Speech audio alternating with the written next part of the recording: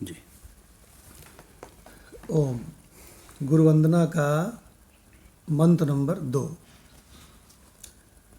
अखंडमंडलाकारं अखंडमंडलाकारं व्याप्तं येन चराचरं व्याप्तं येन चराचरं तत्पदं दर्शितं येन तत्पदं दर्शितं येन तस्मै श्री गुरुवे नमः। तस्मै श्री गुरवे नमः। अर्थ इसका, जो पूरे ब्रह्मांड में व्याप्त है, सभी जीवित और मृत में, उस महान गुरु तत्व को अभिवादन है जिसने उस अवस्था का साक्षात्कार करना संभव किया। शांति मंत्र में मंत्र नंबर 2। ओम द्योः शांतिः। ओम द्योः शांतिः। अंतरिक्ष शांतिः। अंतरिक्ष शांतिः। पृथिवी शांतिः। पृथ्वी शांतिः। आपाः शांतिः। आपाः शांतिः। औषधयाः शांतिः। औषधयाः शांतिः। वनस्पतयः शांतिः। वनस्पत्याः शांतिः। विश्वे देवाः शांतिः। विश्वे देवाः शांतिः। ब्रह्म शांतिः। ब्रह्म शांतिः। सर्व शांतिः। सर्व शांतिः।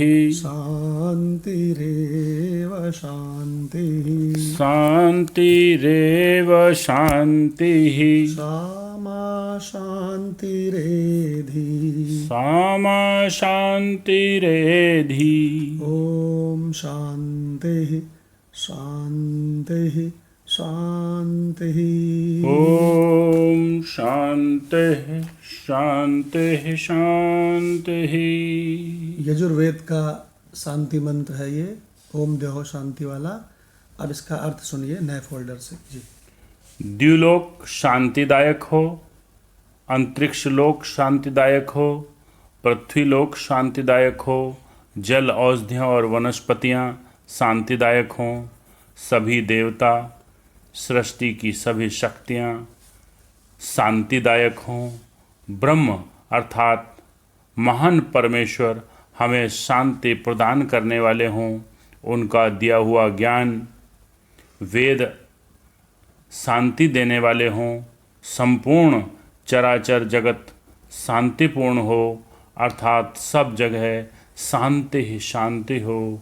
ऐसी शांति मुझे प्राप्त हो और वह सदा बढ़ती ही रहे। वाह। गीता तत्वालोक ग्रंथ हम लोगों का चल रहा है भगवान, और इस गीता तत्वालोक का अध्याय 14 चल रहा था। और जो गीता तत्वालोक है, ये श्रीमद् भगवद गीता जो भगवान कृष्ण ने बोली है, उन मंत्रों की तात्विक दृष्टि से व्याख्या है परम पूज्य ब्रह्मनिष्ठ महात्मा उड़िया बाबा जी के द्वारा। ये जो बहुत सारे लोग परम विरक्त रहे हैं ना, इन्होंने बचपन में ही संसार को पहचान लिया था। और कुछ लोग तो भगवान एकदम बूढ़े हो जाते हैं लेकिन जगत को पहचान ही नहीं पाते हैं, है ना। इस जगत से ही प्रीति और आसक्ति लगाए बैठे रहते हैं और उनको ये पता ही नहीं है कि वो ठगने के रूप में उनको ठगती रहती है। विवेकी लोग इस जगत को पहचान जाते हैं। परीच्छ लोकान कर्मचितान उनका हो जाता है। आज सुबह सुबह राणा भगवान का सत्संग सुना, थोड़ा जल्दी आँख खुल गई तो रमण महर्षि के प्रश्नोत्तर हैं। तो उसमें उसने प्रश्न पूछा है कि मूर्ति, तीर्थ आदि आदि जो ये साधन है, उनसे ज़्यादा श्रेष्ठ है महात्मा का सानिध्य, महात्मा की दृष्टि। क्या ऐसा है? तो रमण महर्षि ने कहा निश्चित रूप से ऐसा है। और महात्मा की जो दृष्टि है वो पावन करने वाली है, लेकिन इस दृष्टि को तुम अपनी दृष्टि से नहीं देख सकते। और उन्होंने कहा कि कितना समय लगता है जीव के कल्याण में। तो उन्होंने रमण महर्षि ने प्रश्न पूछा कि तुम पत्थर के कोयले हो तो जलने में ज़्यादा समय लगेगा, तुम लकड़ी के कोयले हो तो जलने में कम समय लगेगा, और अगर तुम बारूद हो तो बहुत शीघ्र तुम प्रज्वलित हो उठोगे, धुआंधार प्रज्वलित हो उठोगे। तो ये बताओ कि तुम कैसे हो? महात्मा की दृष्टि सामने वाले जीव पर जिस पर पड़ती है, उसमें आत्म तत्व का बीजारोपण कर देती है, लेकिन उसकी ज़मीन कितनी उपजाऊ है या कितनी बंजर है, इसके अनुसार उसकी उन्नति होती है। बहुत सुंदर सुंदर प्रश्नोत्तर। भगवान, सौभाग्य है हम लोगों का कि रमण महर्षि के साथ जो प्रश्नोत्तर इंडिया के और डिफरेंट कंट्रीज़ के लोगों ने किया, वो प्रश्नोत्तर लिखे हुए हम लोग के पास मौजूद हैं। और एक नहीं, कम से कम हम समझते हैं कि कम से कम 10,000 प्रश्नोत्तर हैं, जो कि भक्त ने भी किए हैं, कर्मकांडी ने भी किए हैं, मेडिटेशन वालों ने भी किए हैं और इंग्लिश कंट्रीज़ वाले लोगों ने भी किए। क्या भगवान? और डिफरेंट कहाँ के लोग आए, उन्होंने उनसे किए। और निश्चित रूप से ज्ञान ही सर्वश्रेष्ठ है, क्योंकि जो डिफरेंट कंट्रीज़ के लोग आते हैं वो प्रायः कर्मकांडी वगैरह के पास नहीं जाते हैं। क्या भगवान? वो लोग भी कितने महान है भगवान, जिन्होंने लिखा होगा, जिन्होंने कलेक्शन किया है या कलेक्शन किया हो। कोई भी आता था तो वो लोग लिखते रहते थे, या शॉर्ट हैंड में कोई लिखता होगा। ऐसे ही आप लोगों के द्वारा जो YouTube पे डाला जा रहा है ना, ये भी आने वाले लोग, जिज्ञासु लोग, मुमुक्षु लोग ऐसे ही कहेंगे कि यार कितने बढ़िया लोग थे, जिन्होंने कितना बढ़िया बढ़िया मटेरियल डाला है ना। तो भगवान वापस आते हैं भगवत गीता पे। गीता तत्वालोक में हम लोगों का अध्याय 14 चल रहा था। इसमें मंत्र नंबर 24 की व्याख्या चल रही थी। 24 की व्याख्या चल रही थी, और ये गीता रस रत्नाकर से चल रही थी, है ना।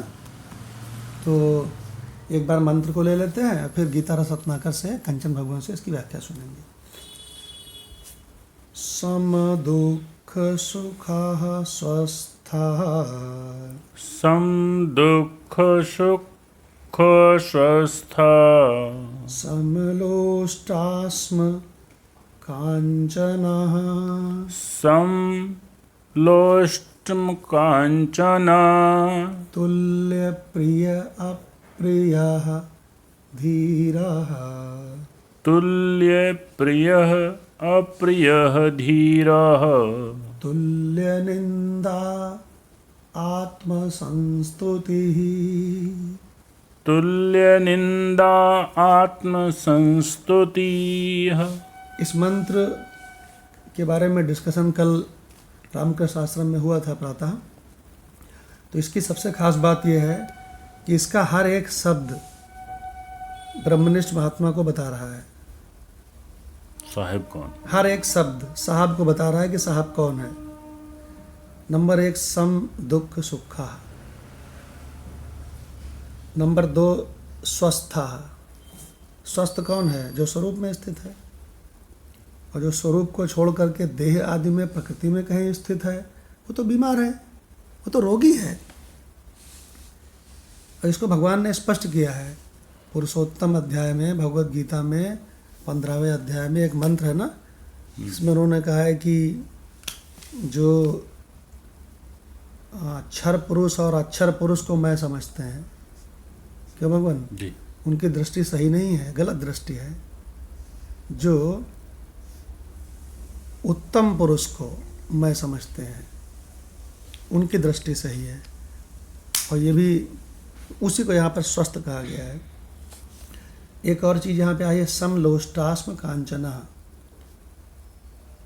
तो ऐसा होता है साहब, ऐसा होता है तत्वविद जिसकी मिट्टी, पत्थर और स्वर्ण में समान दृष्टि होती है। तुल्य प्रिय अप्रियो, ऐसा होता है तत्व ज्ञान वाला। कल हमने बताया था कि जो तत्व ज्ञान का वर्ण कर लेता है ना, वो साहब हो जाता है। समझ लो साहबी का वर्ण कर लेता है। और जो तत्व ज्ञान का वर्ण नहीं करता, तो पैरेलल में थोड़ा तत्व ज्ञान भी सुन लिया, पैरेलल में थोड़ा कर्मकांड भी कर लिया, क्यों भाई, थोड़ा उपासना भी कर ली, थोड़ा तीर्थ भी कर लिया, थोड़ा दान भी कर लिया, हैं। गुरु भगवान कहते थे बैल भी गाभिन, गाय भी गाभिन। गाभिन माने गर्भवती। क्या कहते थे गुरु भगवान? कहते थे, बोले कि गाय भी गाभिन है, तो बोले बैल भी गाभिन है, बैल भी गर्भवती है। और बोले कि वो जो उसका भैंसा है, बोले वो भी गाभिन है, वो भी गर्भवती है। और बोले भैंस भी गर्भवती है। तो बोले जो ऐसे लोग होते हैं वो यथार्थ निश्चय वाले नहीं होते। तो भगवान वो साहब नहीं है, उन्होंने साहबी का वर्णन नहीं किया है। किसका वर्णन किया है? मंजूरी का, मजूर हैं। कल खूब डिस्कस हुआ था। तो तुल्य प्रिया अप्रियो, आगे धीर तुल्य निंदा आत्मस्तुति। वो धीर होते हैं और उनकी स्तुति या निंदा उसमें वो सम रहते हैं। यहाँ पर एक बहुत इम्पॉर्टेंट बात बतानी है जिसको समझ लो। कुछ लोग सोचते हैं कि हम तो सुख और दुख में सम नहीं है, तो आपको स्पष्ट कर देते हैं, सुख और दुख में सम होना, विषम होना, यह अंतःकरण का धर्म है, तुझ आत्मा का नहीं। माधव भगवान जी। कुछ लोग अपने आप को इससे तौलते हैं कि मेरा अंतःकरण सुख और दुख में एकदम सम हो गया कि नहीं। अंतःकरण तो परफेक्ट नहीं हो सकता कभी भी। अंतःकरण तो अपूर्ण चीज है। हाँ, इम्प्रूव होता रहता है सत्संग से। तो वो क्या सोचते हैं कि मेरा अंतःकरण अभी सुख और दुख में सम नहीं है, तो बोले इसलिए हम आत्मा नहीं है। ये बहुत ही गलत दृष्टि है। यथार्थ दृष्टि क्या है? मैं आत्मा हूँ, मैं अंतःकरण थोड़े ना हूँ। अरे जब भगवान ने कह दिया तुम जीव नहीं हो, तो अंतःकरण की बात कहाँ से आ गई? जो भगवान रमन महर्षि का पढ़ रहे हैं, राणा भगवान भी पूरा, हमने तो पूरा नहीं पढ़ा, कुछ पोर्शन पढ़ा है। तो उससे ये निकलता है कि वो जब भी कोई प्रश्न पूछते हैं ना, तो उनकी एक थीम लाइन है। उनकी थीम लाइन है कि प्रश्न कौन पूछ रहा है भाई। हाँ, वो कौन है तुम, मतलब वो ये फोकस करते हैं तुम हो कौन। हाँ। तुम इस समय जीव की दृष्टि से बात कर रहे हो, शरीर की दृष्टि से बात कर रहे हो, या बिल्कुल मिक्सअप हो रखा है तुम्हारा अंतःकरण और जीव और शरीर और ईश्वर है क्या? तुम्हारी स्थिति क्या है? बोल कौन रहा है? प्रश्न कौन कर रहा है? हाँ, कौन हो तुम? हाँ, कौन हो तुम? तो इस पे फोकस करना चाहते हैं। अगर हमारा फोकस हमेशा इस पे रहे कि मैं कौन हूँ, तो ये समस्या, ये सारी चीजें घटित हो जाएंगी, ये समस्या आएगी नहीं। ये सब घटित हो जाएंगे। सम सुखा दुखा, मैं सम दुखा सुखा। इसीलिए इसमें दिक्कत होती है। तो हमने ये रमेश, उसका नाम रखा गया है, रमेश नाम रखा है अपने अंतःकरण का, कि ये रमेश जो है इसमें थोड़ा देखो दुख उठा इस समस्या को देख के। एक प्रश्न हमसे, लेकिन मैं तो रमेश नहीं हूँ ना। मैं रमेश थोड़ी हूँ। रमेश तो उपाधि है, शरीर है, अंतःकरण है, जीव है। एक प्रश्न हमसे बहुत बार पूछा गया है, वो आपको बता देते हैं। न जाने कितने लोगों ने पूछा है, वो आपको बताते हैं। प्रश्न ये है कि जब ये सारा संसार ईश्वर रूप है, तो इस संसार में इतनी समस्याएं क्यों है? ये प्रश्न आते हैं। इस संसार में समस्या ही समस्या है। माता दुखी, बालक दुखी, बिटिया दुखी, दादाजी दुखी, दादी दुखी, डॉक्टर दुखी, पेशेंट दुखी, मिनिस्टर दुखी, राजा रंक फकीर, राजा से लेके झाड़ू लगाने वाले भंगी तक सब दुखी हैं। तो इस जब सब जगत ईश्वर रूप है तो इसमें ईश्वर तो सच्चिदानंद है, क्यों भाई? जी। तो इस जगत में इतना दुख ही दुख वाला सृष्टि क्यों बनाई उसने? यहाँ इतना पाप अनाचार दुख क्यों है, ये प्रश्न है। तो इसका उत्तर हमने क्या दिया वो सुनो ध्यान से, कि ठीक है इस जगत में इतने दुख हैं, सब ठीक है, लेकिन ये बताओ तुम उससे कैसे अफेक्टेड होते हो? तुम कौन हो? तुम कौन हो? और तुम्हारा इन जगत के संपूर्ण दुखों से क्या संबंध है? तो भगवान याद रखना, रमण महर्षि की वही थीम है जो भी माधव भगवान बता रहे थे, कि वो कहते हैं तुम्हारे संपूर्ण प्रश्नों का उत्तर, तुम्हारी संपूर्ण समस्याओं का उत्तर केवल एक है कि को हम। हुआ मैं। और इसका उत्तर बड़ा आसान है, सो हम। जितना छोटा प्रश्न उतना ही बड़ा उत्तर है, को हम। तो महात्मा लोग कहते हैं तेरी सांस बता रही है, जो तुम्हारी सांस है that is having complete solution. बोले कैसे? तो कहने लगे तुम्हारी सांस बता रही है सो हम, सो हम। तुम सुनते ही नहीं हो। देखो भगवान, माधव भगवान, अगर कोई ये जान जाए कि मैं कौन हूँ तो जगत की जो ढेर सारी समस्याएं हैं इससे उसका क्या संबंध है? कोई संबंध नहीं है भगवान, वो निर्लेप है। क्या उसको जरा सा भी वो विकृत करती है? नहीं कर सकती। क्या जरा सा भी उसका उससे कोई लेना देना है? कोई लेना देना नहीं है, तो आत्मा है, शुद्ध आत्मा। इसीलिए आधार है। इसीलिए वो वेदांत छंदावली में वो गाते हैं हमारे क्या बोलते हैं भोले बाबा, कि जो सर्व का है जानना सो जानना अज्ञान है। तुमको सलूशन कभी नहीं मिलेगा सर्व को जानने से। जो स्वयं का है जानना सो जानना ही ज्ञान है। इसमें कंप्लीट सलूशन मिल जाएगा, सारे प्रश्नों के उत्तर मिल जाएंगे, कंप्लीट सलूशन। और आगे और क्लियर करते हैं, यदि जान लीना सर्व तो कुछ भी न जाना आपने। कोई सलूशन नहीं मिलेगा तुमको, चाहे जितने तुम बड़े साइंटिस्ट हो जाओ, चाहे जितने तुम पढ़ लो, चाहे जितने तुम योग्य बन जाओ, कोई सलूशन थोड़ी मिलेगा तुमको इससे। लेकिन जो स्वयं का है जानना, यदि जान लीना स्वयं को तो सर्व जाना आपने। भगवान यही 4 लाइन कोई समझ जाए तो काम ही बन जाए उसका। तो भगवान वापस लौटते हैं मंत्र पे 14/24। इसमें हर एक मंत्र जिसने वर्ण कर लिया है साहिबी का, मतलब आत्मज्ञान का, उसके लिए है।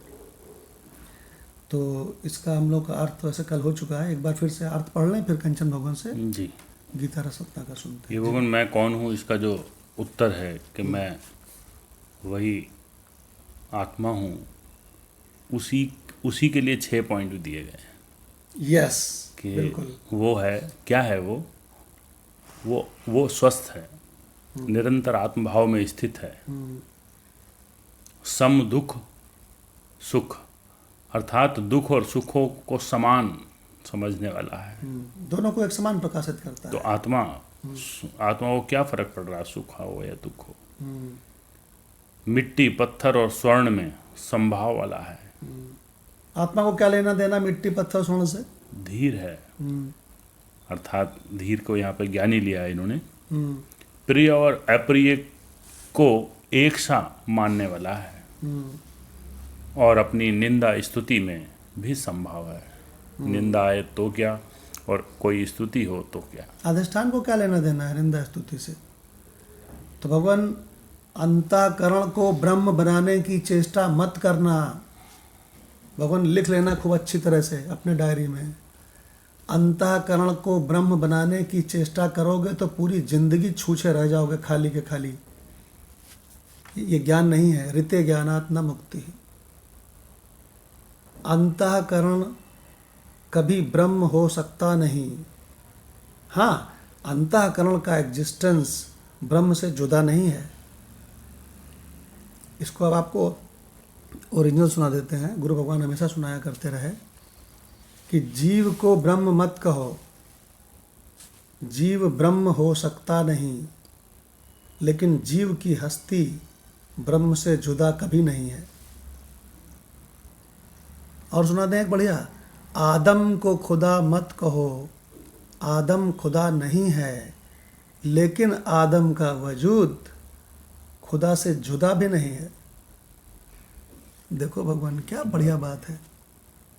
चिदाभास को ब्रह्म मत कहो, चिदाभास ब्रह्म हो सकता नहीं, लेकिन चिदाभास का एग्जिस्टेंस ब्रह्म से जुदा नहीं है। अंतःकरण को ब्रह्म मत कहो। भगवान ये बहुत बड़ी गलती होती है। अंतःकरण को लोग ब्रह्म बनाना चाहते हैं, और ये गलती कई लोग कर रहे हैं, उनको ठीक कर लें भगवान। अंतःकरण ब्रह्म नहीं है। क्यों भगवान? अंतःकरण को वो धोबी घाट पे धोना पड़ता है, और जो उसका मूल स्वरूप है केवल उसको पकड़ना है। हमें स्वरूप को देखना है, फिर अंतःकरण ऐसे के तैसे मिल जाएगा। हाँ, वो तो धुल जाएगा। हाँ, नहीं, अंतःकरण की ओर दृष्टि मत रखो बस। हमारा कहने का मतलब यह है कि अंतःकरण को केवल इतना पटक पटक के धो कि वो अपने स्वरूप की ओर दृष्टि उसकी चली जाए। क्यों भाई? अपने मूल स्वरूप की ओर दृष्टि एक बार चली जाए, उसके बाद अंतःकरण को फेंक दो, फिर दृष्टि स्वरूप ही में रखो। आपकी दृष्टि कहाँ रहती है, ये बहुत इम्पॉर्टेंट है।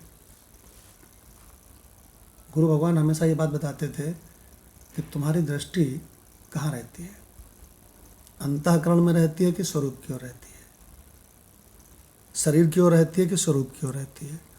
तो गुरु भगवान ने एक प्रश्न पूछा, ये हमने पहले भी रिपीट किया है। सुयस थे और हम थे, तो उन्होंने सुयस से कहा कि यह संपूर्ण संसार मिथ्या है, दुखों से भरा हुआ है, या कि यह संसार ब्रह्म है। तो सुयस ने कहा यह संसार मिथ्या है, दुखों से भरा हुआ है। हमको गुरु भगवान ने पूछा तुम बताओ, तो हमने कहा यह संसार ब्रह्म है। तो गुरु भगवान ने कहा दोनों लोगों ने शास्त्र की बात बोली, लेकिन सुयस तुम्हारी दृष्टि स्वरूप में नहीं है। देखो, लेकिन हमारे लिए बोला देखो इसकी दृष्टि स्वरूप में, इसलिए कह रहा है ये जगत ब्रह्म है। तो जो तुमको शुरू में बताया गया है कि जगत मिथ्या है और दुखों से परिपूर्ण है, वो इसलिए बताया गया है कि तुम्हारी दृष्टि वहाँ से फिसल के असली में चली जाए। सो नहीं गई। तो सुयस ने बोला गजब, मैं इसको ठीक करूँगा। देखो भगवान कितनी महत्व की बात है। तो अब कंचन भगवान से रिक्वेस्ट है कि गीता रस रत्नाकर ले लें इसका 14/24। जी भगवान प्रणाम। भगवान जी भगवान प्रणाम। अब भगवान गुणातीत का लक्षण और बताते हैं। सम दुख सुख, जिसको दुनिया में दुख सुख कहते हैं, वे बराबर ही हैं, सचमुच बराबर हैं। यदि जिंदगी को तौल कर देखा जाए तो जैसे दिन रात बराबर होते हैं, सम प्रकाश तम पाखो दुहु, वैसे ही कभी सुख आता है कभी दुख आता है। जब हृदयाकाश निर्मल हुआ तो उसका नाम सुख हो गया, और जब हृदयाकाश दुष्ट हुआ, आंधी तूफान चलने लग गया, तो उसका नाम दुख हो गया। असल में हृदयाकाश में न सु है न दू है, वह तो खम मात्र है, और उसमें जो सुसुष्ट है वह तो उपसर्ग है, माने अगंतुक है। उपसर्ग माने अगंतुक, वह कृत्रिम है, विघ्न है। इसलिए महात्मा के लिए तो सुख दुख समान ही हैं। गर्मी पड़ी सर्दी पड़ी, एक महात्मा को किसी सज्जन ने बहुत बढ़िया भोजन कराया। महात्मा बोले कि आज का भोजन तो बहुत बढ़िया है, क्या बात है? सज्जन ने कहा महाराज, गांव में एक व्यक्ति मर गए हैं, आज इनका श्राद्ध था। महात्मा बोले कि अच्छा श्राद्ध था, श्राद्ध के दिन ऐसा भोजन होता है? तब तो हे भगवान रोज श्राद्ध हुआ करे। इसके बाद गांव में लोग मरने लगे और रोज किसी न किसी का श्राद्ध होने लगा। फिर लोगों ने पंचायत की कि जिस दिन किसी के घर में बेटा हुआ तो उस दिन और बढ़िया भोजन बनाकर महात्मा के पास ले गए। महात्मा बोले कि भाई आज तो पहले से भी बहुत बढ़िया भोजन है। लोगों ने कहा कि महाराज आज बेटा हुआ है। महात्मा बोले कि अच्छा बेटा होने पर ऐसा भोजन होता है? हे भगवान रोज रोज इस गांव में बेटा ही हुआ करे। इसी तरह सुख दुख में महात्मा समान रहते हैं। स्वस्थ अपने स्वरूप में स्थित रहो, जिससे कि सवारी करने की कभी कोई जरूरत ही नहीं पड़े। स्वस्थ माने स्वावलंबी जीवन व्यतीत करो। स्वस्थ रहो, प्रकृतिस्थ हो जाओ, अनात्म मत हो, आत्मक रहो, आत्मस्थ रहो। अच्छा, यह तो हुआ स्वरूप की दृष्टि से स्वस्थ और सुखाकार दुखाकार वृत्ति से ऐसा होता है कि सम। अब पदार्थ की दृष्टि से स्वस्थ कैसा होता है? समलोष्टा समकांचना। बाहर मिट्टी का डला हो, पत्थर हो, लोहा हो अथवा सोना हो, उन पर चीजों में उसकी समता नहीं होती।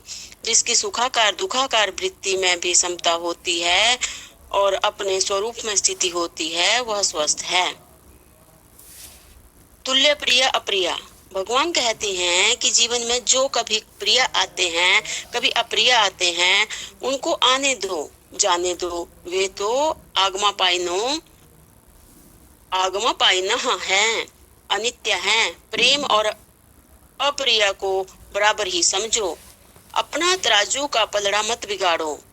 इसको ऐसे समझो कि तुम्हारे घर में कभी कोई दोस्त आता है तो जैसे उसको आसन पर बिठाकर जलपान कराते हो, वैसे ही कभी तुम्हारा शत्रु आ जाए तो उसको भी ऊंचे आसन पर बिठाओ, जलपान कराओ और उसको भी प्यार की आंख से देखो। अपने तराजू के पलड़े पर दोस्त दुश्मन का भेद मत करो। दोनों से मीठा बोलो, दोनों से हाथ मिलाओ, दोनों को ऊपर बिठाओ, क्योंकि भले ही उसका चोला दूसरा है, लेकिन जो उस चोले को पहनकर आया है वह तो तुम्हारा ही स्वरूप है। वह तुम ही हो, वह तुम्हारा ही भगवान है। धीरः, तुम्हारा धैर्य खोने ना पावे, तुम्हारा धैर्य खोने ना पावे। बुद्धि को काबू में रखो, उसे डामाडोल मत होने दो। एक दिन मैंने अपने लोगों से कहा कि जरा राग वैराग्य की बात सुनाओ, तो एक ने सुनाया कि राग में यह दोष है, यह दोष है, यह दोष है, इसलिए वैराग्य करना चाहिए।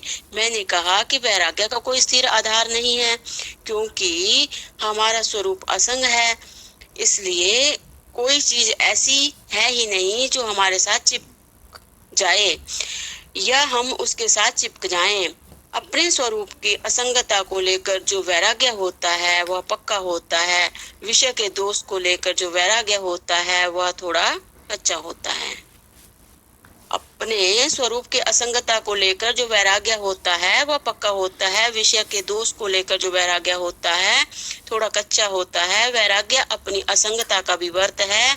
यह जो स्वरूपगत असंगता है उसका विवर्त है, तरंग है, भंवर है वैराग्य। विवर्त माने भंवर। तुल्य निंदात्म संस्तुति ही। कोई तुम्हारी निंदा करे या स्तुति करे, लेकिन यह है तो शरीर ही, इससे जिसका प्रेम होता है अथवा जिसका मतलब होता है वह स्तुति करने लगता है। नीति शास्त्र में तो लिखा है कि अगर तुम्हारे पास आकर कोई तुम्हारी बहुत तारीफ करने लगे तो समझ लेना कि आज वह कुछ मांगने वाला है। बहुत तारीफ करने वाला मतलबी होता है, लेकिन सच्ची बात तो यह है कि शरीरम यदि निंदित सहायस्ते जन्हाम।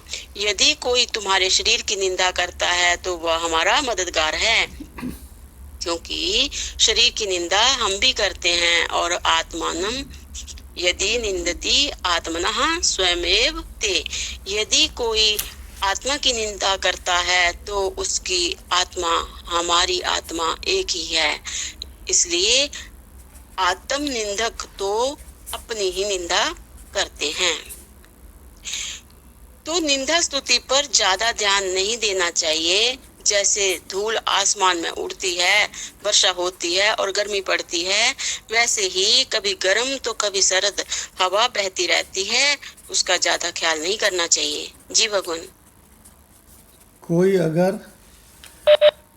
कोई अगर तुम्हारी खूब प्रशंसा करे तो समझ लेना कुछ मांगने वाला है। देखिए भगवान, कितनी इम्पोर्टेंट बात है। माता पिता अपनी छोटी लड़कियों को सिखाते हैं कि बेटा तुम्हारी कोई बहुत प्रशंसा करे, तुम्हारी कोई बहुत मदद करने लगे बेकार में, तो तुम सावधान हो जाना, वहाँ पे खतरा है।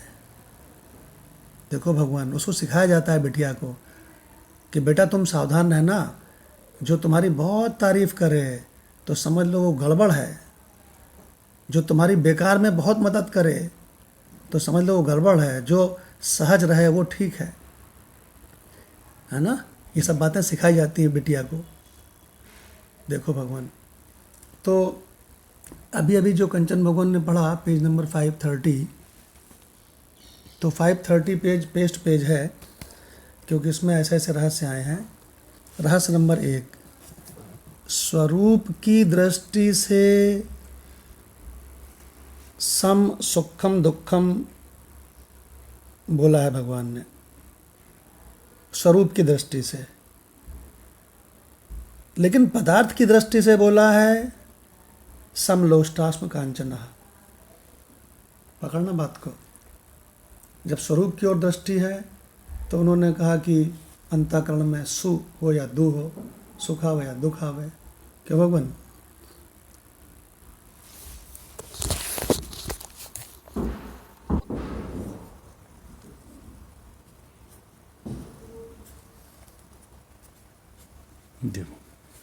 तो भगवान, बहुत इम्पोर्टेंट बात है, अच्छी तरह से समझ लीजिए कि इस मंत्र में एक भगवान ने बोला है पहला सम दुखा सुखा। क्यों?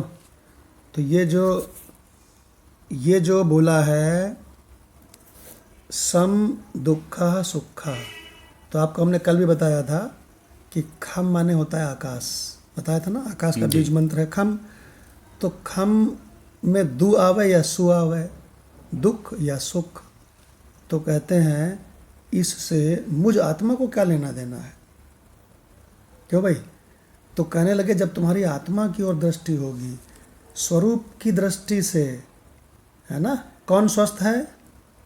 जो स्व में स्थित है। हाँ, जो सुखाकार दुखाकार वृत्ति से प्रभावित नहीं होता।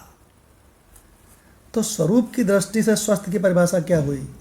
सुखाकार दुखाकार वृत्ति में सम रहे। लेकिन पदार्थ की दृष्टि से इसमें एक शब्द आया है समलोष्टास्म कांचना। पदार्थ है ना ये ये पदार्थ है कि नहीं है? पत्थर हो या सोना, एक ही दृष्टि। मिट्टी, लोस्ट माने क्या होता है? मिट्टी। और स्मक माने क्या होता है? पत्थर। और कांचना माने क्या होता है? सोना। तो भगवान पदार्थ की दृष्टि से कौन स्वस्थ है, ये बात बता रहे हैं। अभी कंचन भगवान ने पढ़ा है, बहुत गूढ़ है। अब पदार्थ की दृष्टि से कौन स्वस्थ है, वो स्वस्थ कैसा है? तो कहते हैं पदार्थ की दृष्टि से वह स्वस्थ है जो बाहर की चीज़ों को, मिट्टी का ढेला, पत्थर, लोहा, सोना, उसकी समता होती है। देखो भगवान, तो भगवान और भी बहुत सुंदर सुंदर रहस्य आए हैं। जैसे पेज नंबर 530 को हमने क्यों कहा पेज टू पेज? क्योंकि इस पेज में सबसे ऊपर क्या आया है? सबसे ऊपर शुरू के 3 लाइनों में असल में हृदयाकाश यानी खम में न सु है न दु है। ये जो उसमें सुष्ठुत्व है और खुष्ठुत्व है, सु दु, सुष्ठुत्व और दुष्टुत्व, बोले इससे कोई मतलब नहीं, दोनों आगंतुक हैं। खम तो खम है, मेहमान की तरह दोनों को प्रणाम करो, दोनों आने जाने वाले हैं। और खम तो खम है, आकाश है। और फिर स्वरूप ये तो आकाश का भी अधिष्ठान है भगवान। तो इसमें भगवान बहुत सुंदर सुंदर रहस्य है। पेज नंबर 530 में जो कंचन भगवान ने पढ़ा, पहले पैरा के लास्ट में क्या आया है कि अरे यार स्वस्थ रहो, क्यों भाई, अनात्मक मत हो। क्यों, इसमें थोड़ा सा मिसप्रिंट है, प्रकृतिस्थ ना हो जाओ, यहाँ ना होना चाहिए, प्रकृतिस्थ ना हो जाओ, अनात्मक मत हो, आत्मक रहो। ये कहना चाह रहे हैं, आत्मस्थ रहो। देखो भगवान, और आगे और भी बताया है कि दृष्टि के हिसाब से शत्रु हो मित्र हो उसको सम देखो, पदार्थ के हिसाब से भी बता दिया और सुख दुख वृत्ति से भी बता दिया। देखो भगवान, इससे पेज 530 को विकास फोटो करके उसमें लगा लीजिएगा। जी भगवान, अब ज्ञानेश्वरी गीता को मदनलाल भगवान से सुनते हैं। जी भगवान। 14/24। जी भगवान, प्रणाम भगवान। जी प्रणाम। बहुत सुंदर व्याख्या है, मतलब अभी जो कंज भगवान ने पढ़ा है बहुत सुंदर व्याख्या था। बहुत बढ़िया व्याख्या है भगवान, बड़ी गूढ़ व्याख्या है। कह रहे हैं भगवान ज्ञानेश्वरी जी कि हे किरीटी, जैसे वस्त्र के अंदर और बाहर सूत के अलावा और कुछ भी नहीं होता है, ठीक वैसे ज्ञानी व्यक्ति भी यह देखता है कि यह चराचर जगत आत्म तत्व की सिवा और कुछ भी नहीं होता है। भगवान, हमने अपने घर के पास कुछ जुलाहे रहते थे, तो मैं उनको कपड़ा बुनते हुए देखा है। वो धागा ही धागा जो होता है वो साड़ी या धोती या सब कपड़ा बनता जाता है। यदि एक धागा को उस कहीं से एक धागा ऐसा जिसको निकाल दिया जाए, क्या होता है भगवान, लास्ट में जब वो जुलाहा बुनता है ना तो उसमें गांठ पड़ जाता है एक। तो यदि वो गांठ ना हो तो एक धागा खींचिए तो सारा धागा निकल जाएगा। यानी वो जो वस्त्र है, धोती या साड़ी जो भी है, तो पूरा एकदम सूती सूत दिखाई देगा बाद में फिर वो। तो वही करे, जैसे वस्त्र के अंदर और बाहर सूत के अलावा और कुछ भी नहीं होता है, ठीक वैसे ही ज्ञानी व्यक्ति भी ये देखता है कि यह चराचर जगत आत्म तत्व के सिवा और कुछ भी नहीं है। जैसे परमात्मा अपने शत्रुओं को भी तथा भक्तों को भी एक ही प्रकार की परम गति देता है, वैसे ज्ञानी भी सुख दुख दोनों को एक समान समझता है। वास्तविक दृष्टि से देखा जाए तो यदि जीव इस देह में ठीक वैसे ही रहे जैसे मछली जल में रहती है, तो उसे सुख दुख का सहज अनुभव होना चाहिए। पर ज्ञानी व्यक्ति सुख दुख का परित्याग कर चुका होता है और सदा आत्म स्वरूप में निमग्न रहता है।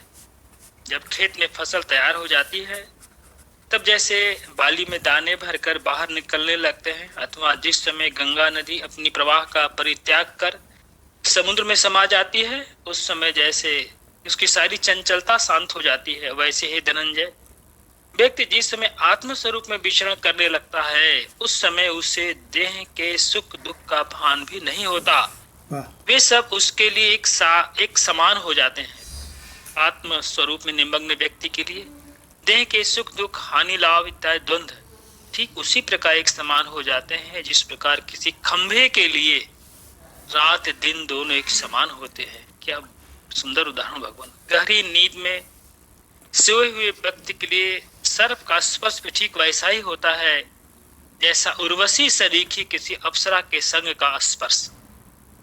ठीक इसी प्रकार आत्म स्वरूप में निमग्न रहने वाले व्यक्ति के लिए दुख सुख आदि द्वंद्व भी समान ही होते हैं। इसलिए ऐसे व्यक्ति की दृष्टि में स्वर्ण और गोमय यानी गोबर अथवा रत्न या पाषाण में कोई भेद नहीं रह जाता। चाहे स्वर्ग सुख स्वयं उसके घर पर आ जाए और चाहे उस पर व्याघ्र आकर आक्रमण करे, पर उसकी ब्रह्म ऐक्य वाली स्थिति में जरा सा भी अंतर नहीं पड़ता। गजब। जैसे मरा हुआ जीव कभी जीवित नहीं होता अथवा भुना हुआ बीज कभी अंकुरित नहीं हो सकता, ठीक वैसे उसकी वृत्ति भी समता भी कभी भंग नहीं होती। चाहे कोई उसे ब्रह्मा कहकर उसकी स्तुति करे और चाहे उसे नीच शब्द संबोधित कर उसकी निंदा करे, पर वह राख के ढेर की भांति न तो कभी जलता ही है वह और न कभी बुझता ही है। जैसे सूर्य के घर में न तो कभी अंधेरा ही रहता है और न कभी दीपक ही जलता है, ठीक वैसे ही ज्ञानी व्यक्ति के लिए न तो निंदा का ही कुछ मतलब निकलता है, न ही स्तुति का ही कोई मतलब निकलता है। राम भगवान बहुत सुंदर व्याख्या भगवान, गजब। बहुत ही अद्भुत व्याख्या है। इसमें बता दिया कि जो आत्म स्वरूप में निमग्न है वो देह के सुख दुख हानि लाभ में अपना कोई हानि लाभ नहीं मानता है। क्या माता भगवान? नहीं, अगर शरीर को फांसी दे दी जाए तो मुझ आत्मा का क्या उससे नुकसान हुआ? कोई नुकसान नहीं है। अच्छा, शरीर राजा बन जाए तो आत्मा का क्या फायदा हुआ? तो क्या, और रंग तो क्या, आत्मा का कोई फायदा ना नुकसान। वो तो दोनों को प्रकाशित करने वाला हाँ, आत्म तत्व है। स्क्रीन को क्या मतलब कि उसमें भिखारी दिख रहा है कि राजा दिख रहा है? क्यों भाई? कोई मतलब नहीं, दोनों उसके लिए मनोरंजन है। कोई सी फिल्म लगे इसमें। तो भगवान बहुत ही सुंदर व्याख्या कंचन भगवान की और मदनलाल भगवान की। अब मंत्र लेते हैं 14/25। 14/25वें मंत्र में इसी रहस्य को भगवान और आगे बता रहे हैं। किस रहस्य को? कि जिसकी दृष्टि स्वरूप की ओर होती है। क्यों भाई? जिसकी दृष्टि स्वरूप की ओर होती है उसके वो उन चीज़ों से प्रभावित ज़्यादा नहीं होता जिससे प्रभावित संसारी लोग होते हैं। ये मतलब कहने का है, सिंपल। जैसे कि मान अपमान से संसार के लोग बहुत प्रभावित होते हैं। अगर किसी संसारी से कह दो कि तुम्हारी पत्नी ने तुमको जो अभी लड़ाई झगड़ा किया तो तुम उससे हाथ जोड़ के माफ़ी मांग लो, तो मालूम क्या कहेगा? मैं पति हूँ, मैं कैसे माफ़ी मांग लूँ? और भगवान यही अहंकार उनको वर्षों वर्षों तक बहुत दुख देता है। और किसी निराभिमानी से कहो कि पत्नी ने तुमसे बहुत लड़ाई करी, अगर तुम माफ़ी मांग लो तो वो खुश हो जाएगी, है ना? जहाँ सुमति तहाँ संपत्ति नाना। तो मालूम क्या कहेगा? वो जाके मांग लेगा कि देवी हमको माफ़ कर दो, हमने क्रोध में आकर के ऐसा कहा, तुम ऐसी नहीं हो, हमारा ही दिल गड़बड़ है। माफ़ी मांग लेगा भगवान। मदनलाल भगवान, पत्नी से माफ़ी मांगने के लिए निरहंकारी होना जरूरी है कि नहीं? 100% भगवान, बिना निरहंकारी हुए तो आप देखिए भगवान, जो ही बात है अहंकार और निरहंकार की बात तो फिलहाल संसार में है, परमात्मा में इसका कहीं कोई अस्तित्व नहीं है। लेकिन व्यवहारिक जगत में यदि आप निरहंकार नहीं होएंगे तो आप चल भी नहीं पाएंगे, आप सबसे अलग थलग पड़ जाएंगे। हाँ। और जहाँ तक पत्नी की बात है, घर में भी आपकी स्थिति वैसे ही रहेगी जैसे कि आदमी एकदम अकेला रहता है। निरहंकार यदि आप चाहते हैं परिवार में शांति, मित्रों में शांति, तो फिर निरहंकार थोड़ा बनना ही पड़ेगा। मगर है बातें ये व्यवहारिक जगत की, वास्तविकता में इसी कोई सत्ता नहीं है। लेकिन आपने पूछा है तो हमने बताया निरहंकार होना बहुत जरूरी है यदि आप अपनी पत्नी को खुश रखना चाहते हैं तो। Yes yes. यदि हमारे बन जाइए तो कोई बात ही नहीं है। अच्छा, आपको एक चीज़ और बता दें, कि अगर पत्नी चाहती है कि मेरा पति खुश रहे तो उसको भी निरहंकारी बनना पड़ेगा। जी भगवान, दोनों वाइस वर्षा है, दोनों के लिए ही बात है। दोनों के लिए बात है। यस। भगवान देखिए, वो पति पत्नी के नहीं, भाई बहन में भी है, बाप बेटा में भी है, माता पुत्री में भी है, समाज में भी है, समाज में भी है। हाँ। भाई निरहंकार कभी कभी माँ बोल देती है बेटी को, बाप बोल देता है अपने बेटे को।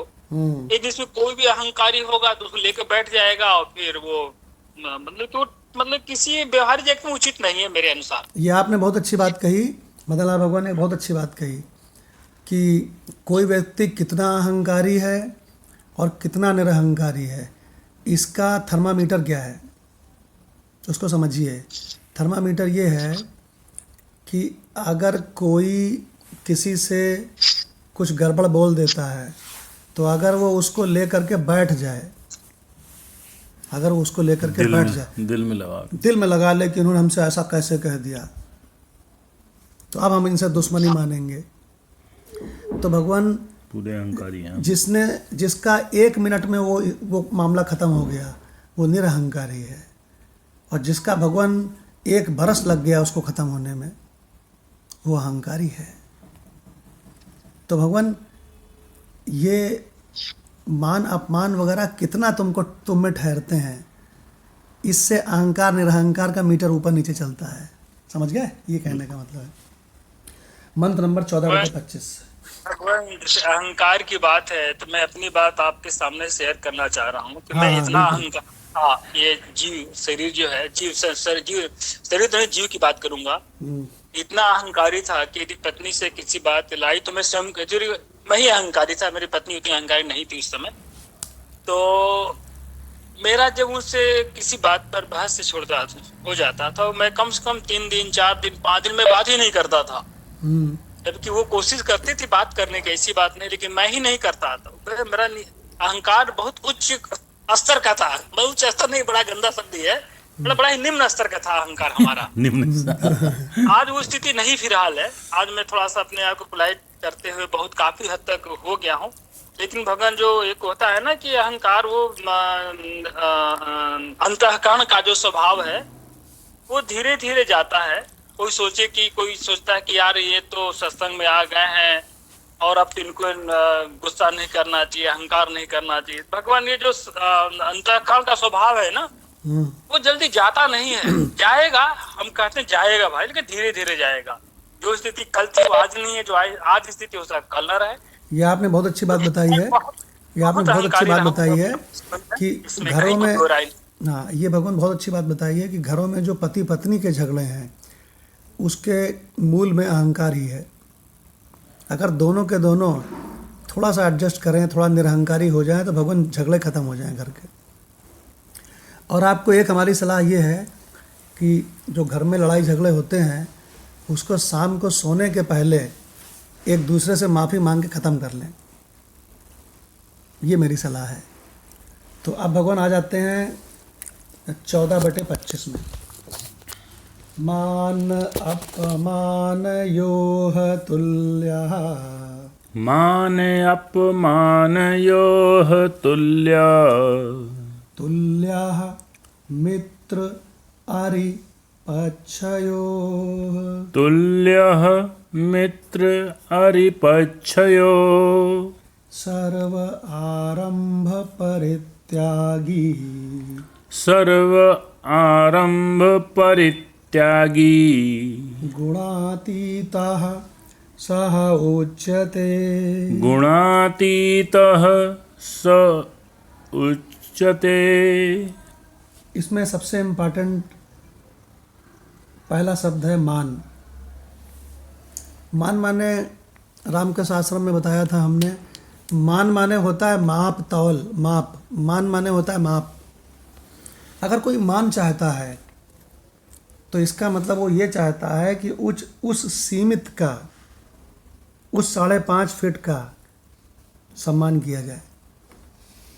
अगर तुम मान चाहते हो ना, तो अपने सर्वव्यापी आत्मा का मान चाहते हो कि सीमित 5.5 फीट का? क्यों माधव भगवान? जो मान चाह रहा है तो 5.5 फीट वाले का 5.5 फीट का ही चाहेगा।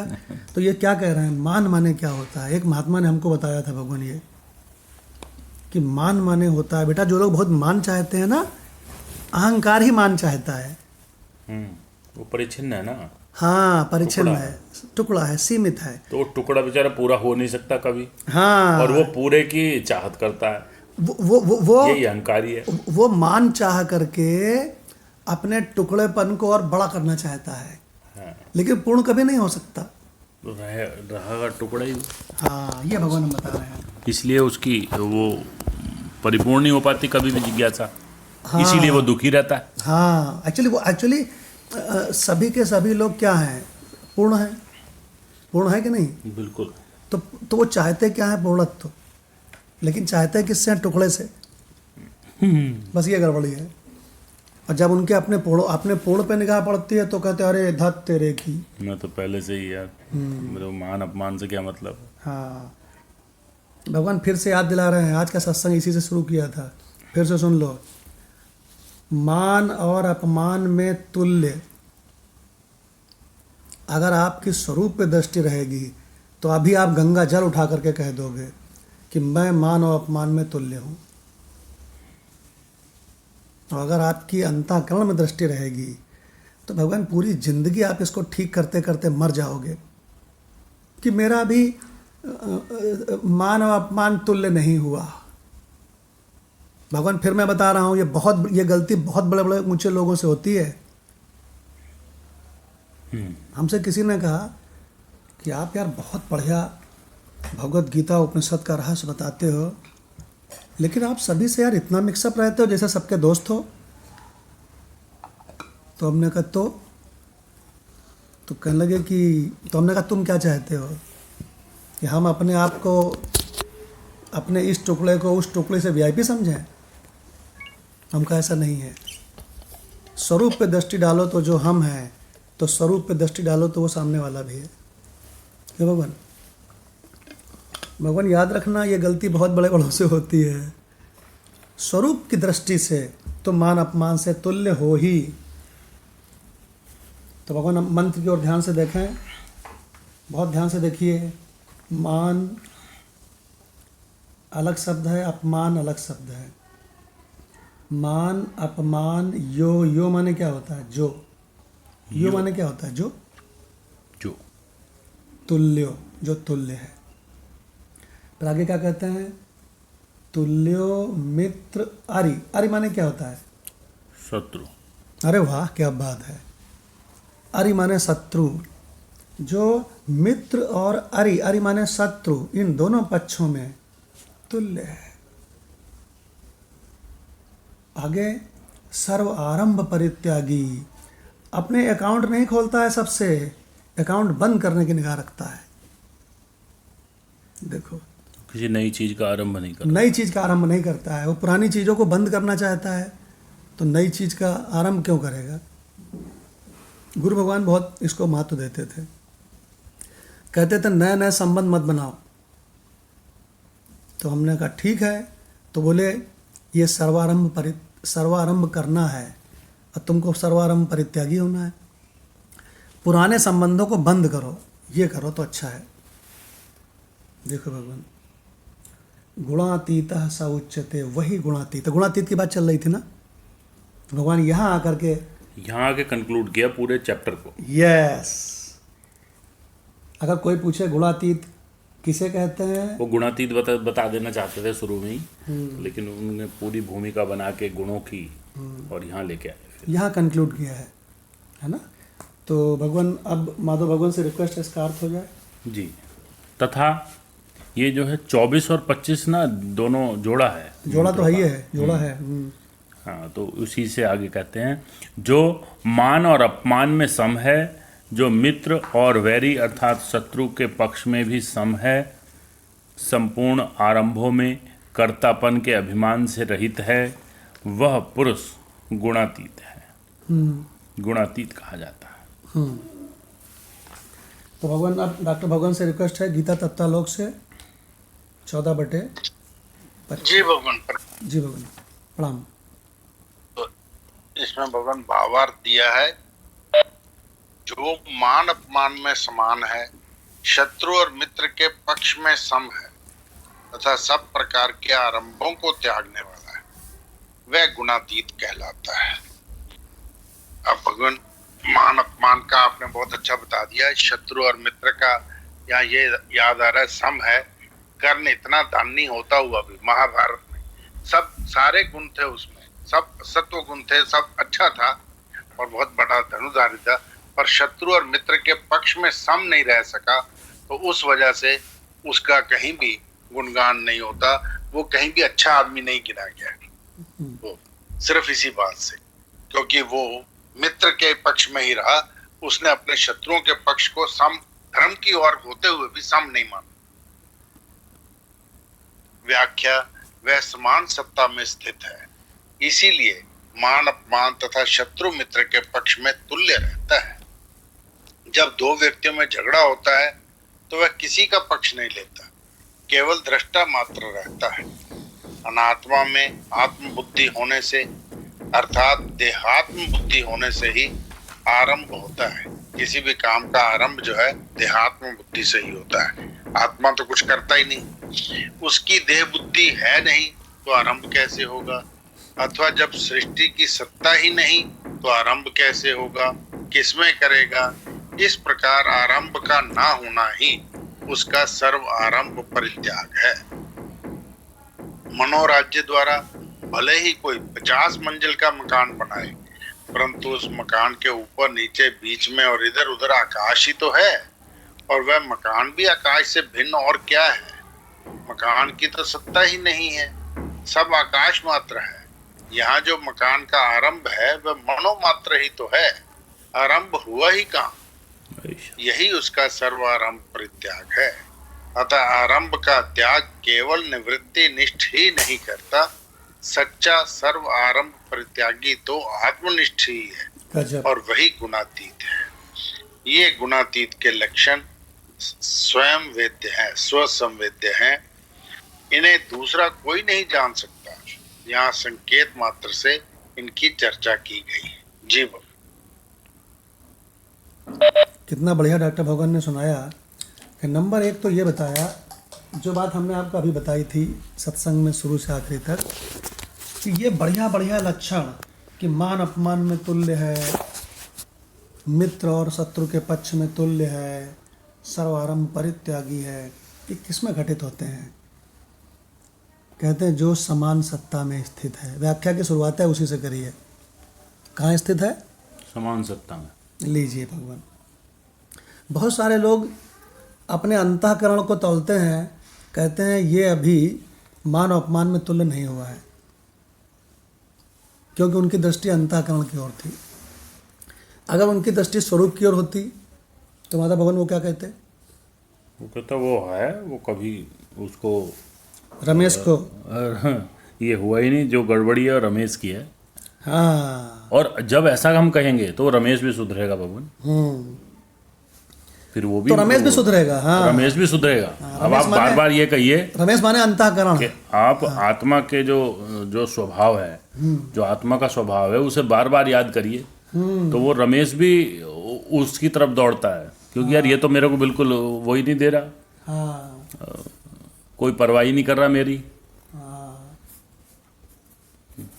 तो भगवान एक बहुत इंपॉर्टेंट बात बताते हैं, बहुत बहुत सावधान होकर के सुनना।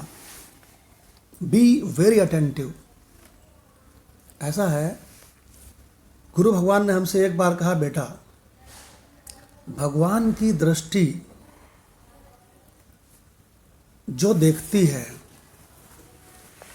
अगर वही तू भी देखने लगे, अगर तेरी दृष्टि भगवान की दृष्टि से बिल्कुल मिल जाए, तो समझ ले तुझे गीता का तत्व पकड़ में आ गया।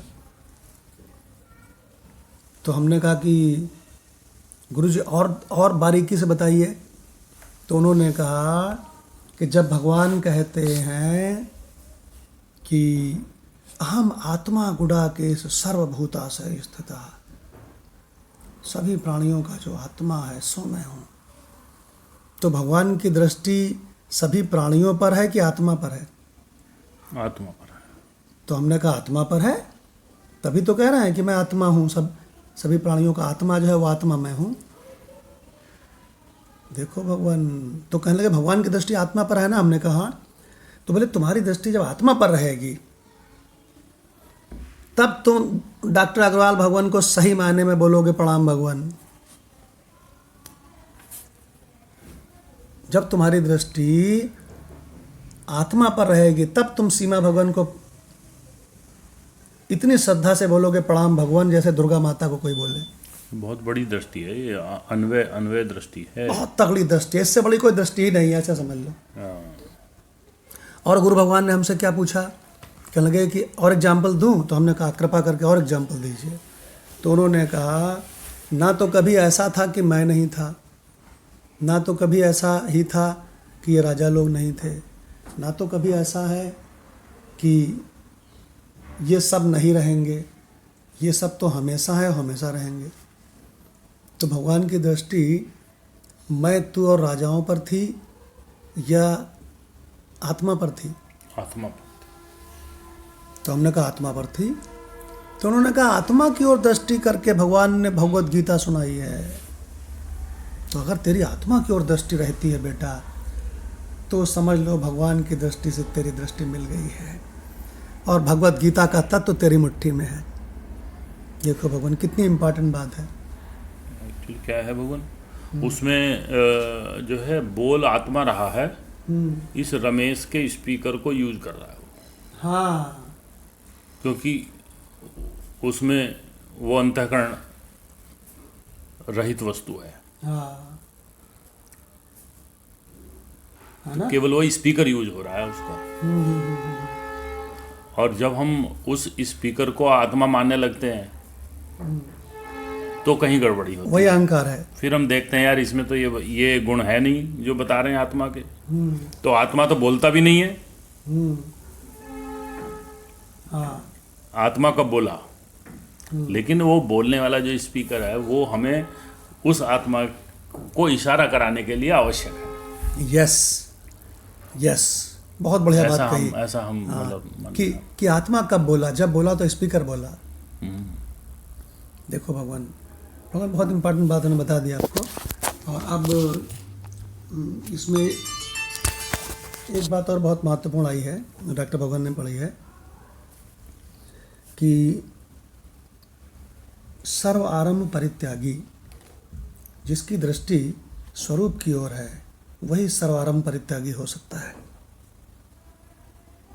जैसे हमारे घर में ये कहा गया हमसे कि सब बच्चों ने सबने कहा कि चलिए दुबई चलें, तो हमने कहा दुबई में क्या धरा है, मैंने कहा बहुत अच्छा है, बहुत अच्छा है।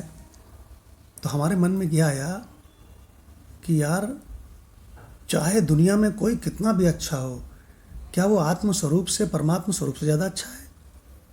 तो हमको ये लगता है नहीं नहीं नहीं नहीं, वो तो उत्पन्न नाश होने वाला बिल्कुल बेकार है। हमारा आत्म स्वरूप ही सबसे सुंदर है। मैं वही हूँ, मैं सत्यम स्वयं सुंदरम हूँ। तो भगवान सबसे इम्पोर्टेंट ये है कि दुबई जाने का मौका मिल रहा है, लेकिन वो उसका परित्याग करना चाहता है, सर्वारंभ परित्यागी। ठीक है, किसकी प्रेशर में चला गया, घर वालों के प्रति कर्तव्य समझ के चला गया, बच्चों को खिलवाने चला गया, चलो ठीक है। भगवान याद रखना, इसमें लिखा है, इसमें डॉक्टर भगवान ने पढ़ा है, सर्व आरंभ परित्यागी। आरंभ का त्याग केवल निवृत्तिनिष्ठ ही कर सकता, केवल निवृत्तिनिष्ठ ही नहीं करता है। सच्चा सर्वारंभ परित्यागी तो आत्मनिष्ठ है। इसका मतलब ये हुआ, निवृत्तिनिष्ठ को महान मत कहना और प्रवृत्तिनिष्ठ को गंदा मत कहना। आत्मनिष्ठ ही असली है, चकाचक। इस पे माधव भगवान के कमेंट सुनते हैं। जी भगवान। जी भगवान, आत्मनिष्ठ का जो है प्रवृत्ति वाला भी हो सकता है, निवृत्ति वाला भी हो सकता है। यस, ये यही बात हम कह रहे हैं। क्योंकि जो प्रवृत्ति वाला है, निवृत्ति वाला है, वो रमेश है। हाँ, और जो आत्मनिष्ठ है वो मेरा आत्मा है। भगवान क्या बढ़िया बात है। तो इसका मतलब ये जो बहुत ज़्यादा महत्व देते हो ना कि अरे यार वो सुयस तो सब कुछ त्याग करके निवृत्तिनिष्ठ में चला गया, और यार मैं क्या करूं, मैं यार मदन लाल तो अपने इसी घर परिवार में ही रह पाया, मैं प्रवृत्तिनिष्ठ हूं। तो मदन लाल भगवान, इसमें जरा सा भी चिंता करने की जरूरत है अगर हम आत्मनिष्ठ हैं? भगवान बिल्कुल चिंता करने की आवश्यकता नहीं है। वाह।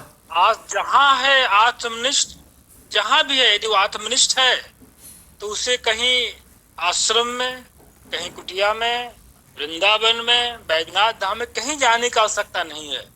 वाह, क्या वो बात तो है। परम होकर जहाँ वहीं बैठा है भगवान, वहां भी जाकर भी तो वही करना है। हाँ, बहुत बढ़िया। वहाँ जाकर के भी तो जगत को बाधित करके स्वरूप में बैठना है। वही करना है भगवान, और दूसरा काम थोड़े करना क्या है। तो बात है हम भाई। अभी कल जो चर्चा चल रही थी कि उन्होंने कहा कि ये अभी मेरे एक डॉक्टर भगवान ने कहा था कल, बहुत सुंदर बात कही थी कि जो जिनका पति जो थे वो घर द्वार छोड़ के जाना चाहते थे, तो डॉक्टर के पास ले गए वो बेचारे लोग। उन्होंने कहा कि इसको वहां से छुड़ा दो। हाँ, और तो भगवान वो बोले हिप्नोटाइज हो गया है और क्या क्या बुरा सा बता रहे थे। तो भगवान वो जहां भी जाएगा, यदि आत्मनिष्ठ है तो उसको आत्मनिष्ठ ही रहना है। यस। उसे कहीं भी, या वो स्वर्गलोक में चला जाए तो ही भगवान वो उसको स्वर्ग अच्छा नहीं लगेगा। हाँ, क्या मतलब एक बात ही है। समान है, एक ही समान हर जगह है वो। तो इसका तो मतलब यह है आपका कि प्रश्न का उत्तर यही है भगवान की आत्मनिष्ठ को कहीं जाने की जरूरत नहीं है। तो इसका मतलब ये हुआ कि आज के सत्संग से एक मेन बात पकड़ो कि जो लोग कहते हैं हम तो प्रवृत्ति निष्ठ हैं, अरे यार हम तो बड़े अभागे हैं, देखो निवृत्ति निष्ठ वाला कितना भाग्यवान है। तो आपको हम बता दे रहे हैं, लिख लेना कहीं, प्रवृत्ति निष्ठ के लिए भी जगत के झंझट उसी तरह हैं जैसे निवृत्ति निष्ठ के लिए हैं। निवृत्ति निष्ठ वाला भी रोटी खोजता है, बिल्कुल। निवृत्ति निष्ठ वाला भी बरसात होने में शेल्टर ढूंढता है। तो इसका मतलब निवृत्ति निष्ठ के झंझट थोड़े कम हो सकते हैं, लेकिन भगवान सारे झंझट मिटते किसके हैं? आत्मनिष्ठ के। ये हम कह रहे हैं। इसीलिए भगवान जो सर्वानंद जी से जो मुलाकात हुई तो उन्होंने एक लाइन हमेशा याद रहती है उनकी कि बेटा हमने ऐसे ऐसे प्रवृत्ति निष्ठ देखे हैं कि उनको निवृत्ति निष्ठों के ऊपर वार के उनको फेंक दें। हाँ, बहुत बढ़िया बोला था। आपको ध्यान आया ना? मदन लाल जी भी बैठे थे, हम आप सब लोग गए थे। हाँ, कि ऐसे ऐसे हमने ग्रस्त देखे हैं, ये भाषा ली है उन्होंने। जब वो सामने की कि स्त्री बैठी ऐसे थी, ऐसे ग्रस्त हमने देखे हैं बेटा कि जो सन्यासी हैं उन पर उनको वार दें। हाँ, यस। तो वो क्या कहना चाह रहे हैं कि जो आत्मनिष्ठ है, जो आत्मा में रमण कर रहा है, जो आत्मा का ही कथन कर रहा है, चाहे वो प्रवृत्ति में है निवृत्ति में है, कोनो फर्क नहीं पड़ता। हाँ, तो इसका मतलब कोई आपसे पूछे कि प्रवृत्ति निष्ठ महान है कि निवृत्ति निष्ठ महान है, तो आज से उत्तर देना, आत्मनिष्ठ महान है। क्या उत्तर देना? कि ये दोनों में से कोई महान नहीं, आत्मनिष्ठ महान है, ये उत्तर देना। देखिए भगवान, जो हमारा स्वरूप है वो महान है। तो भगवान डॉक्टर भगवान ने ये जो पेज पढ़ा है ना भगवान, ये एक फिर से पेज आ गया, पेस्ट पेज, जिसमें बहुत बढ़िया बढ़िया रहस्य आ गए। तो इसकी भी फोटो आज 2 पेस्ट पेज मिल गए। वो कहते हैं इसका लक्षण भी बोला उड़िया बाबा ने कि लक्षण जो है कोई और नहीं जान सकता, स्वयं वेद्य है, स्वसंवेद्य है। इसका परीक्षण हमारे पास ही है, हमारा थर्मामीटर। तो दूसरे को नहीं, दूसरे के पास नहीं है वो। दूसरा कैसे जानेगा? दूसरा तो ये भी नहीं जान सकता कि आप मन से कहाँ हो। हाँ, तो आत्मनिष्ठ तो बहुत दूर की बात कि है। हमारी अंडरस्टैंडिंग अपने लिए क्या है, हमारा जो हु एम आई कहते हैं, हम किसको मैं मानते हैं, वो मेरा मैं ही जान सकता है। हाँ, एक कुलअटा स्त्री अपने पति के सामने खूब बढ़िया मीठा मीठा बोल रही है और उसकी दृष्टि उस समय भी अपने प्रेमी के पास है, उसका मन अपने प्रेमी के पास है, ये तक तो कोई जान नहीं पाता है। तो भगवान उसकी निष्ठा कहाँ है, आत्मनिष्ठ है, ये कैसे जान पाएगा? स्वयं स्वसंवेद्य है, वो भी स्वयं संवेद्य है। वो भी स्वयं संवेद्य है। यस। तो भगवान, अब कंचन भगवान से रिक्वेस्ट है, कितना बड़ा है देखिए इसका अर्थ। समय तो काफ़ी हो गया है, अब इसको कर लेंगे, समय काफ़ी हो गया है। तो हम लोग भगवान ऐसा करेंगे, 3 मिनट तक 7:05 पर सत्संग समाप्त करेंगे। 3 मिनट तक हम लोग अपने अनंत आत्मस्वरूप में बैठेंगे। जिस मुझ अनंत आत्मस्वरूप में सब भासते हैं, जीव जगत ईश्वर सब भासते हैं, फिर सब मिला जाते हैं, लेकिन मैं ज्यों कहते हूँ।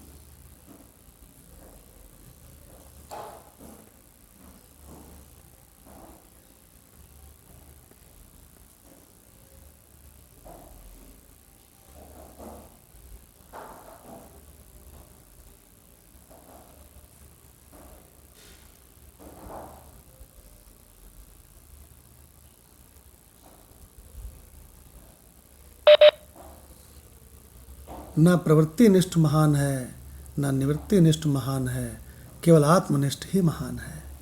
ओम शांति शांति शांति। प्रणाम भगवान। प्रणाम। भगवान।